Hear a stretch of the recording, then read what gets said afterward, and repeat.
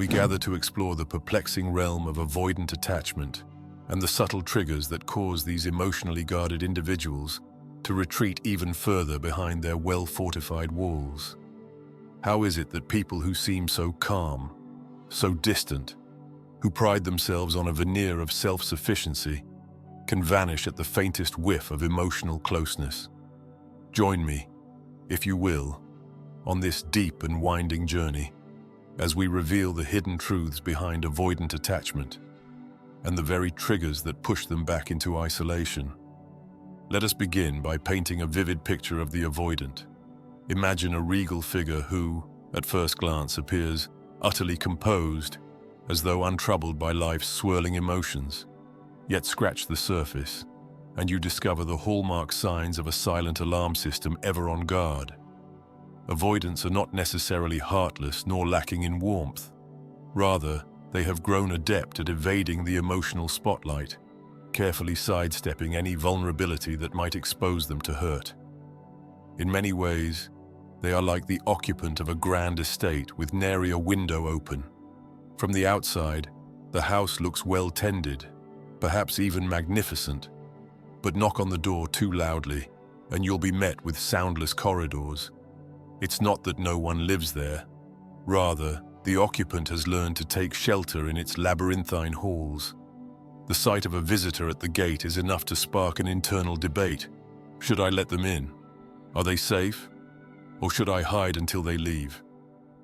Tonight, we set foot upon that winding driveway leading to the estate, searching for the triggers that cause its resident to vanish behind locked doors. Think of these triggers as the drawbridge levers.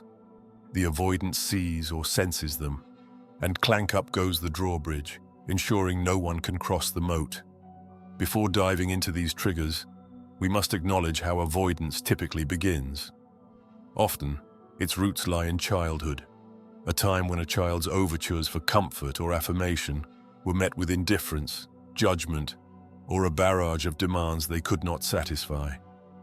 Over time, they concluded, "It's safer to keep my feelings to myself."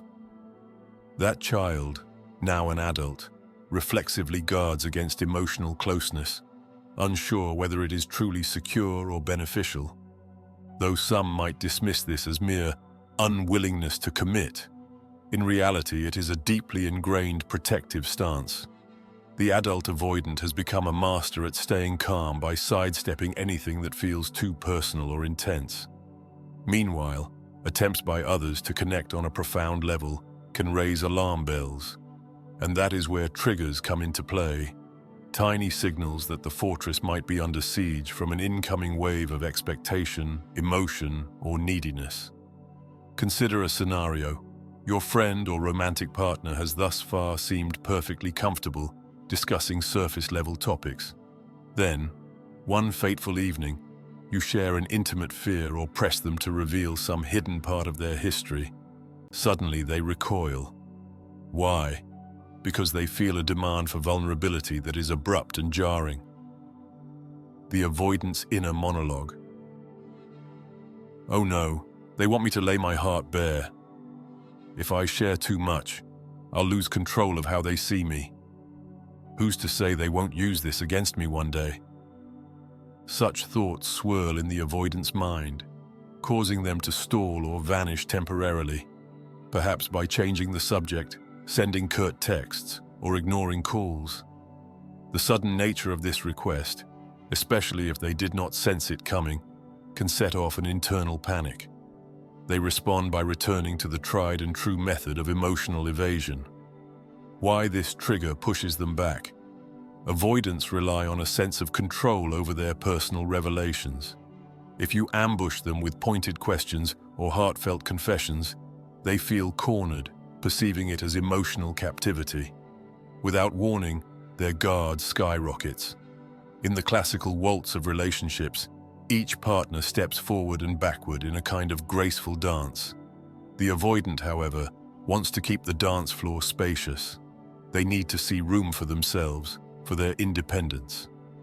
Hence, when someone steps too close, perhaps by requesting constant reassurance, daily phone calls, or unfailing emotional attention, the avoidant can feel suffocated. The avoidant's inner monologue. I can't breathe with them so close. Do they really need to text me every hour? This is too much. I feel like they're stepping on my toes. Am I losing my freedom? Nothing sends the avoidance alarm system into overdrive like the sense that they are being consumed by another's needs.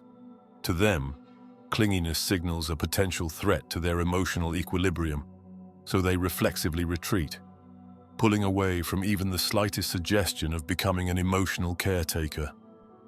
Why this trigger pushes them back? For the avoidant, autonomy is paramount.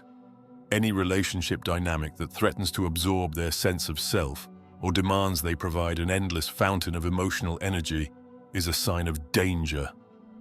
So they push back, if not physically, then emotionally, by cutting contact or creating more distance.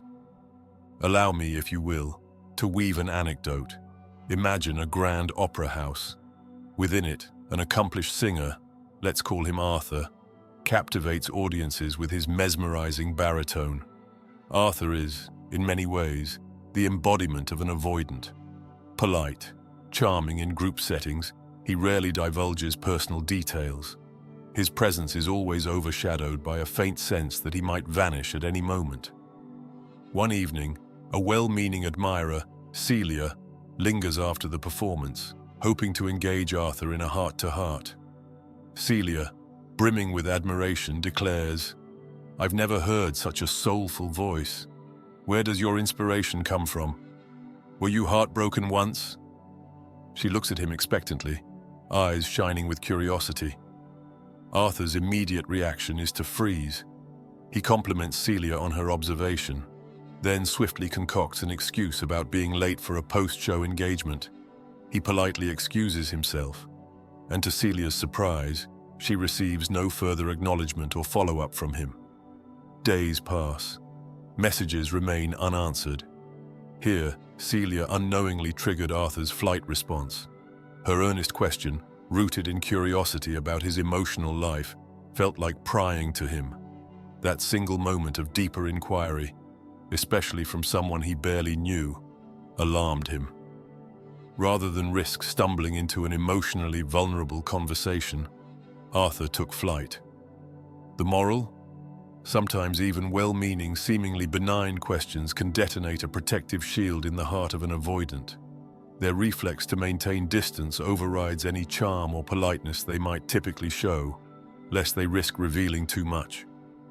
Another potent trigger for avoidance is emotional intensity, particularly in conflicts. Picture an argument that escalates into raised voices, tears, or dramatic ultimatums.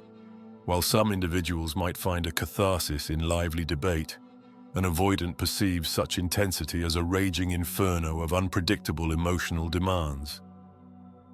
The avoidant's inner monologue. This is overwhelming. I need to get out.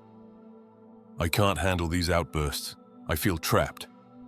Where's the exit? I don't want to say something that corners me. To them, emotional confrontation seems akin to stepping into quicksand. Once they're in, they fear sinking deeper into drama and losing control of their calm facade. So they either stonewall or physically depart the situation. If cornered, they might shut down altogether, offering monosyllabic responses that betray no emotional involvement. Why this trigger pushes them back? Avoidants protect themselves by minimizing emotional arousal. A heated conflict does the opposite, spiking adrenaline and challenging them to navigate uncomfortable territory. The simplest self-preservation tactic, from their perspective, is to withdraw, abandoning the conversation or the relationship. Commitment, planning a shared future, or discussing forever. These are topics that can set an avoidant's teeth on edge if introduced too soon or too fervently. To many, such conversations are a sign of healthy relationship progression, but to avoidants, it can evoke a fear that they'll lose their independence. The avoidant's inner monologue. They want me to promise a future. That means I'm trapped. What if I need space later? Will I be labeled a traitor for wanting to be alone? They're building a prison with their "we'll do everything together" speech. Where a securely attached person might welcome talk of us in 5 years, an avoidant imagines that us might become an inescapable fortress.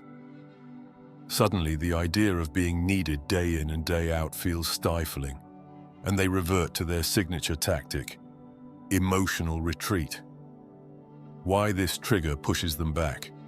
For avoidants, the concept of a locked-in future stirs anxieties about identity loss, smothering, and obligations they fear they can't meet.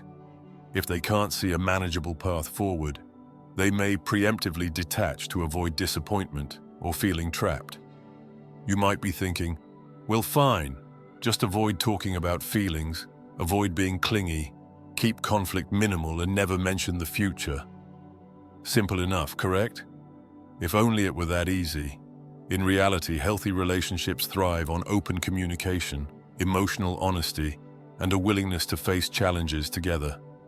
If you constantly tiptoe around an avoidance triggers, you risk contorting yourself into a caricature of passivity, one that rarely fosters authentic closeness.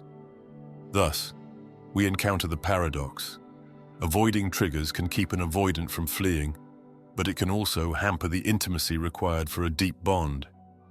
This delicate dance leads many partners of avoidance to wonder if there is a middle way, a method of addressing real relationship issues without scaring their avoidant companion into indefinite retreat.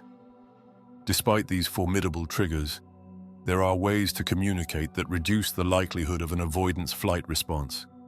Consider them a set of best practices for approaching your avoidant, beloved, friend, or family member. Slow increments of vulnerability. Rather than blurting out, "Tell me all your childhood traumas," share a small personal story of your own first. Let them see that vulnerability can be casual, not an interrogation under bright lights. Request, don't demand. Instead of, "You must tell me where you were last night." Try, "I felt worried not hearing from you. Could we agree on a quick text next time?" This subtle shift transforms a confrontation into a gentle, respectful plea. Keep conflicts constructive. If an argument arises, aim to stay calm, focusing on solutions rather than accusations. Minimizing emotional theatrics can help your avoidant counterpart feel safer discussing issues. Emphasize independence. Remind them you value their autonomy. Let them know your desire for connection doesn't mean you intend to monitor their every move or rob them of personal space. Be consistent. Avoid dramatic swings in your behavior, warm one day, ice cold the next. Consistency builds trust and reduces the avoidance suspicion that closeness is a trap. Note that these best practices do not mean you must suppress your own needs. Instead, they guide you to frame your needs in a manner less likely to trigger alarm, forging a more stable foundation from which to navigate deeper subjects. Here lies one of the greatest ironies. For all their distancing maneuvers, many avoidants harbor a deep, if often unspoken, desire for closeness. They simply want it on their terms, controlled, safe, free of overwhelming demands. So when a relationship fosters gentle connection, respect for boundaries, and an absence of emotional ambushes, many avoidants do step forward in subtle ways. Yet each step is precarious. If they sense one of the triggers creeping in, they scuttle back, as though the entire enterprise has become too risky. The hallmark phrase an avoidant might say to themselves, "I liked the closeness, just not all the extra baggage that came with it." Allow me now to share a second story, that of a solitary lighthouse keeper named Gideon. Each day, Gideon faithfully ensured the light burned, guiding ships away from treacherous rocks. He thrived in the quiet hush of the sea, alone but content. Or so he believed. One windswept night, a traveler named Yvette knocked at his door, seeking temporary refuge from a sudden storm. Over cups of hot tea, Gideon found himself strangely delighted by her presence, enthralled by her tales of far-off ports. For a brief time, he allowed a sliver of closeness to pierce his solitude. But Yvette, moved by Gideon's hospitality, began to ask questions about his past. Simple ones about family, childhood, or whether he ever felt lonely. That was enough to stir an undercurrent of panic. Gideon responded politely but clipped his answers short, and by the next dawn, he seemed restless, eager for the traveler to continue her journey. Sensing a wall, Yvette departed, leaving Gideon with a quiet ache. In the days that followed, he realized with a pang of regret that he missed her conversations, but his fear of letting anyone linger in his domain overpowered his nascent longing for companionship. Thus, Gideon carried on, alone, meticulously maintaining the lighthouse, occasionally haunted by the memory of what might have been. The moral: the triggers that push an avoidant back can rob them of meaningful connections. Though the impetus is self-preservation, it sometimes leads to unintended consequences, loneliness and regret. Another subtle but potent trigger is when the avoidant senses that you seek them out as your emotional pillar or personal savior. "I can't go on without you," or "You're the only one who understands me," may sound like declarations of love to some, but to an avoidant, it can feel alarmingly like being saddled with someone else's entire emotional load. The avoidant's inner monologue: "I can barely manage my own feelings. Why are they piling theirs on me? If they depend on me this much now, how much more in the future? I'm not equipped to fix them, nor do I want that responsibility." This notion triggers the "I must escape" reaction. Avoidants thrive on the idea that they are self-sufficient.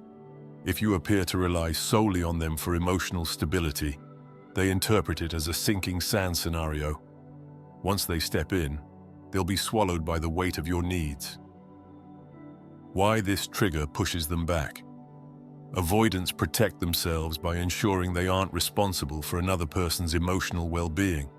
If you cross that line, they fear they'll drown in your issues, so they retreat to spare themselves the burden. No one relishes harsh criticism, but for avoidants, even mild disapproval can echo like thunder. Having shaped their identity around self-control, they regard negative feedback about their emotional unavailability or their reluctance to open up as an assault on their coping mechanism. "They're criticizing me for how I protect myself. I guess I was right. People want me to be different.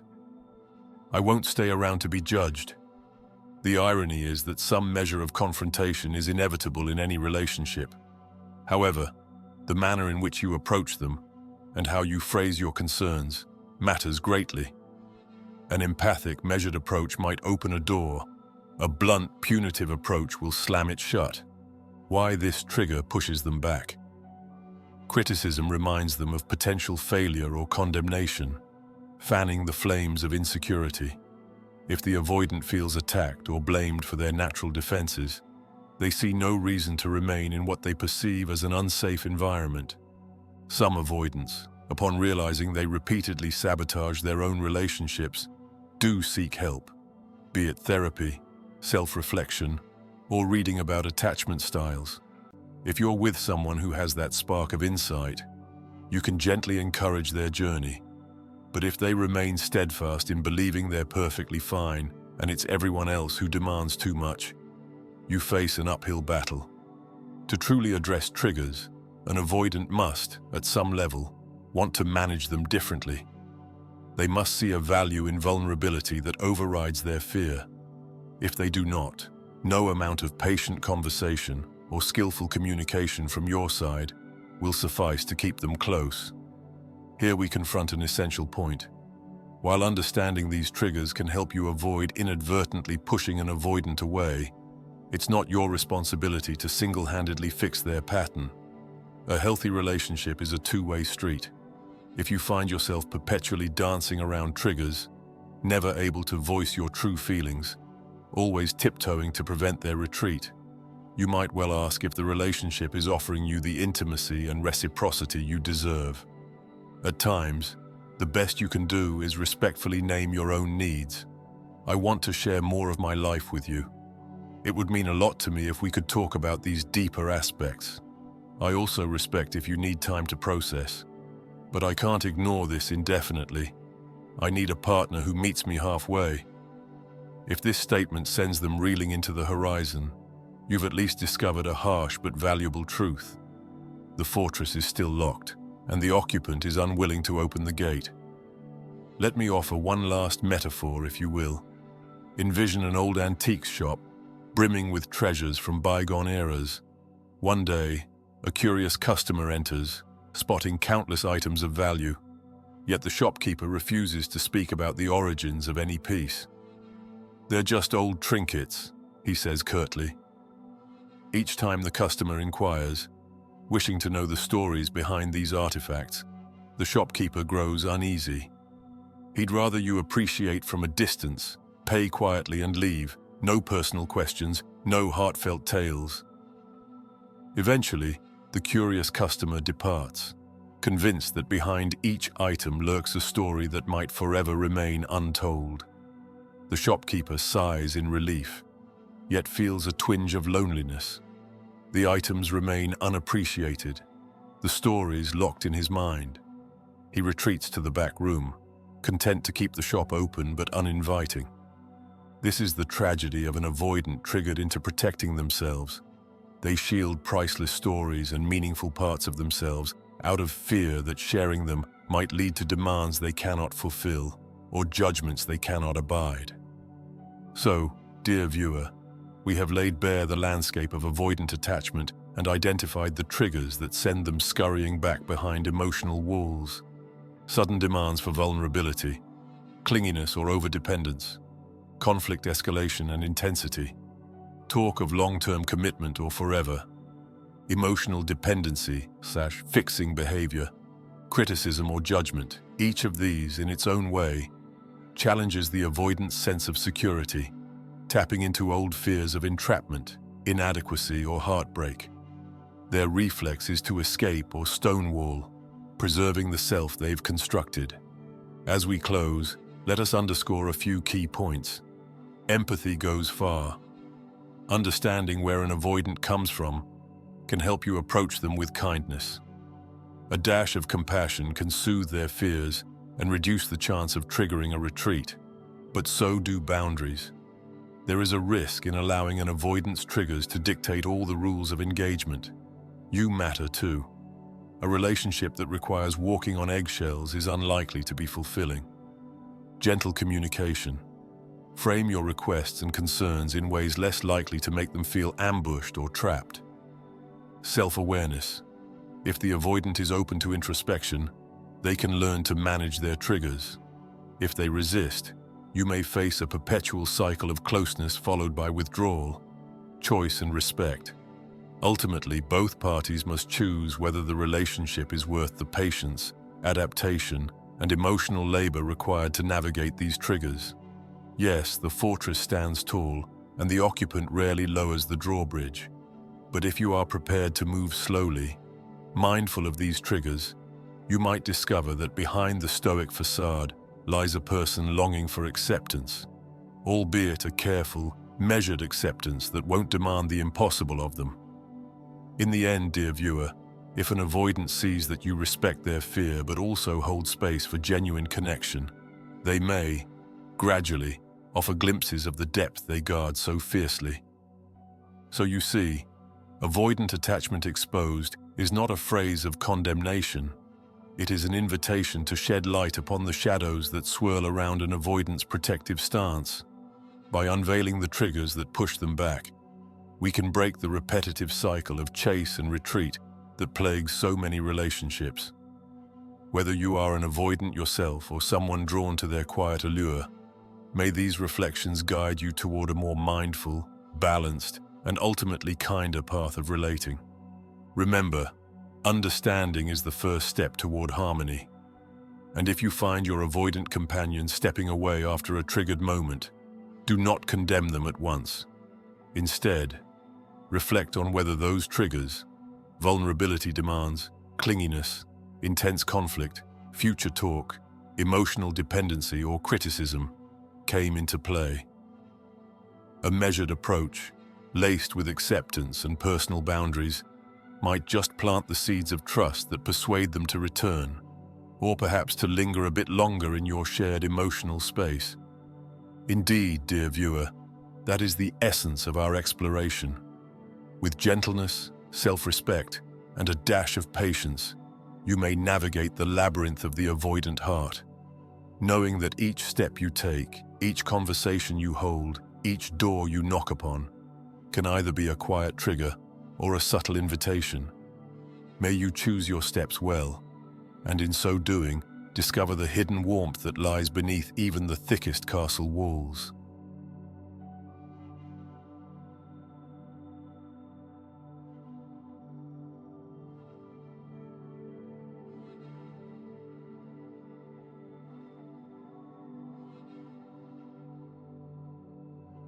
If you believe this video might help someone dear to you, share it with them. A small gesture on your part could mean the world to a friend in need.